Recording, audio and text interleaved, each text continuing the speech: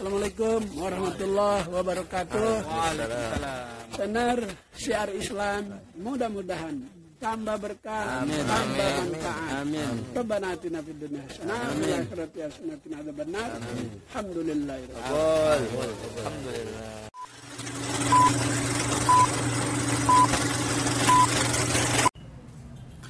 Bagaimana dengan kedua orang tua Nabi SAW? Karena beliau berdua meninggal ketika anaknya belum diangkat jadi Nabi. Ya inilah di antara pendapat yang diungkapkan oleh Suyuti dan yang lainnya, bahwasanya mereka meragukan bahwasanya kedua orang tua Nabi meninggal dalam kondisi apa? Musyrik. Karena mereka berdalil bahwasanya kedua orang tua Nabi hidup di masa fatrah. Masa fatrah itu adalah masa sebelum diutus Nabi berikutnya. Ya, Nabi Isa alaihissalam Rasulullah SAW lahir pada tahun sekitar 671 apa? Masehi. Nabi Isa umurnya ya kira-kira 600 tahun antara Nabi dengan siapa? Nabi Isa. Setelah Nabi Isa meninggal dunia tidak ada Rasul yang lain kecuali siapa? Rasulullah. Berarti 600 tahun itu masa apa? Masa fatrah. Ya, menurut mereka orang yang hidup di masa fatrah tidak ada yang masuk neraka. Orang yang hidup di masa fatrah tidak ada yang masuk neraka. Karena Allah berfirman, "Wa ma kunna mu'adzibina hatta nab'atsa rasula." Kami tidak mungkin mengazab sampai kami mengutus seorang rasul. Para ulama telah menjelaskan ayat ini, dan ini dijelaskan oleh Imam Nawawi rahimahullahu taala dan yang lainnya. Bahwasanya kami tidak akan mengazab sampai diutus rasul atau orang yang mewakili rasul atau selama ajarannya masih ada. Oleh karenanya, ajaran tentang tauhid yang ditinggalkan oleh Nabi Ismail alaihissalam di kota Mekah, ditinggalkan oleh Nabi Ibrahim, masih tersisa. Meskipun Nabi Muhammad belum diutus.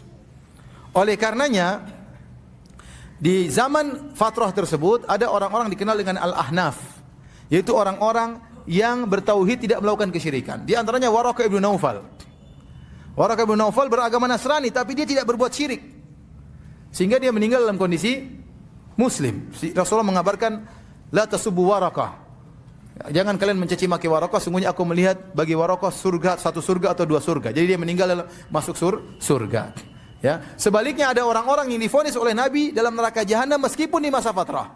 Contohnya siapa? Contohnya Amr bin Luhai al-Khuzai. Kata Rasulullah SAW, aku melihat Amr bin Luhai al-Khuzai di neraka jahanam, Sahih Bukhari. Kenapa? Aku melihat dia menggeret ususnya di neraka jahanam. Kenapa? Dia yang pertama kali bawa kesyirikan ke kota Mekah. Dia yang pertama kali mengkeramatkan onta-onta. Li'annahu awwalu man sayyaba sawaib. Dia orang yang pertama kali mengkeramatkan onta-onta. Dia di masa fatrah, Nabi vonis di neraka jahanam. Contohnya Abdullah bin Jud'an tadi saya sebutkan dalam Sahih Muslim. Hidup juga di masa fatrah sebelum Rasulullah SAW diangkat menjadi Nabi. Dan Nabi mendapati dia dan dia baik. Aisyah bertanya, "Hal yanfa'u dzalik ya Rasulullah?" Abdullah bin Jud'an dahulu memberi makan kepada fakir miskin, kemudian dahulu menyambung silaturahmi, menjamu tamu. Apakah bermanfaat? Kata Nabi, tidak bermanfaat. La yanfa'u dzalik, tidak bermanfaat. Lam yakul yauman qat rabbi ghfirli khati'ati yaumaddin. Tidak pernah dia berkata, "Ya Allah ampunilah dosa-dosaku pada hari kiamat kelak." Di neraka jahanam. Sama. Ya. Sahabat yang datang kepada Nabi, "Ya Rasulullah, ayahku di mana?" Kata Rasulullah, "Inna abaka finnar." Ayahmu di neraka jahanam. Ya. Sama. Bapaknya juga di masa jahiliyah. Ya, belum mendapati Nabi SAW diangkat sebagai seorang rasul.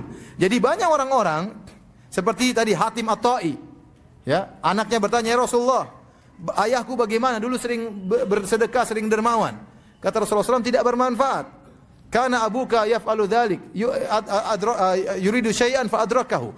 Ayahmu dahulu melakukan demikian karena ingin sesuatu, ingin dipuji dan dia mendapatkannya. Ternyata ada orang-orang yang divonis oleh Nabi dalam hadis-hadis yang sahih Bukhari dan yang lainnya, dan mereka hidup di masa fatrah divonis oleh Nabi masuk neraka jahanam. Menunjukkan sebenarnya masih ada sisa agama tauhid.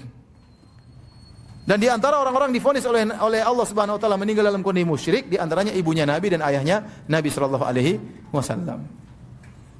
Saya pun ingin ayah dan ibu Nabi di surga, saya juga ingin. Tapi Nabi yang bilang, ya, ayahnya di neraka. Nabi yang dilarang, yang bilang saya dilarang untuk mohon ampun kepada ibu saya. Apakah saya mendustakan Nabi sallallahu alaihi wasallam? Orang yang mengatakan, "Oh, maksudnya demikian, ditakwil itu silakan Anda mentakwil. Saya mengambil zahirnya hadis." Ini pendapat jumhur ulama. Demi Allah, kalau saya boleh ada dalil yang mengatakan ayah ibu Nabi di surga, saya akan mengatakan. Tapi saya tidak berani mengatakan karena hadis Nabi mengatakan demikian. Kemudian para ulama juga jumhur ulama tadi saya katakan, bahkan ada yang mengatakan ijma. Kesepakatan ulama mengatakan demikian. Masa saya mau melanggar? Kalau ada yang mengatakan ayah ibu Nabi di surga, dia hidup kembali kemudian masuk Islam lagi baru meninggal dunia, kita katakan hadisnya lemah. Ya. Dan itu pendapat Suyuti belakangan. Adapun ulama-ulama sebelumnya mengatakan kedua orang tua Nabi meninggal dalam kondisi apa? Musyrik. Ya. Oleh karenanya para hadirin Allah Subhanahu wa taala, jadi benar memang kedua orang tua Nabi meninggal di masa fatrah, tetapi kita katakan ada orang-orang yang hidup di masa fatrah, meninggal di masa fatrah, divonis oleh Nabi di neraka jahanam. Tadi di antaranya Amr bin Al-Khuzai, saya sebutkan Abdullah bin Juda'an, di antaranya Adi bin Hatim At-Ta'i, ayahnya Adi bin Hatim, ya. Itu di antara orang yang divonis oleh Nabi di neraka jahanam, padahal mereka orang yang baik, namun mereka meninggal dalam kondisi musyrik. Saya lihat di hadis Sahih Muslim, ayah Nabi SAW masuk neraka. Ayah Rasulullah SAW masuk neraka karena kafir, bukan Islam atau musyrik. Islam tapi juga menyembah berhala. Ayah Nabi Muhammad SAW Abdullah yang berarti hamba Allah. Mohon penjelasan. Sudah sering saya jelaskan ini. Itu hadis Nabi. Kita nggak bisa lagi meragukan masalah itu. Hadis riwayat Imam Muslim.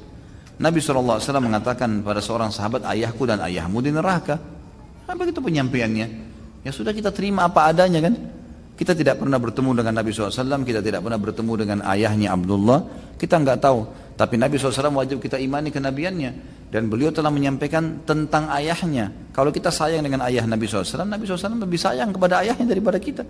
Tapi Nabi yang sampaikan itu kan. Sekarang ada orang mengalihkan makna, mengatakan yang dimaksud dengan abi wa abuka finnar dalam hadis Muslim, ayahku dan ayahmu di neraka, itu bukan ayah, maksudnya itu adalah paman. Bagaimana bisa lafadz bahasa Arab jelas ayah diganti dengan paman? Wa Nabi mengatakan, inna abi wa abaka finnar, bapakku dan bapakmu masuk neraka. Yang dimaksudnya abi di situ bukan ayahku Abdullah, tapi yang dimaksud pamanku Abu Talib.